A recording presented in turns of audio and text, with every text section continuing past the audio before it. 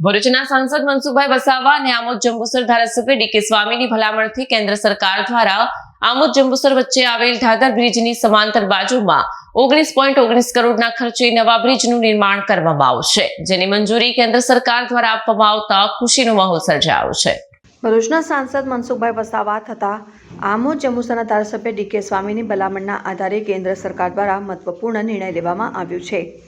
આમોદ અને જંબુસર વચ્ચે આવેલ ઢાઢર નદીના વર્તમાન બ્રિજની સમાંતર બાજુમાં નવા બ્રિજના નિર્માણને કેન્દ્ર સરકારે મંજૂરી આપી છે। આ નવા બ્રિજનું નિર્માણ અંદાજિત 19.19 કરોડ રૂપિયાના ખર્ચે કરવામાં આવશે।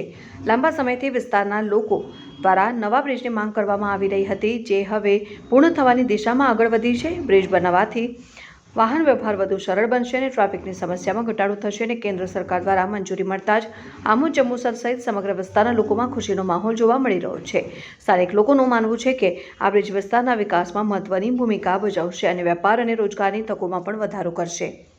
વિડીયો જર્નાલિસ્ટ મોહમ્મદ ખત્રી સાથે સત્યા ટીવી ન્યૂઝ આમોદ।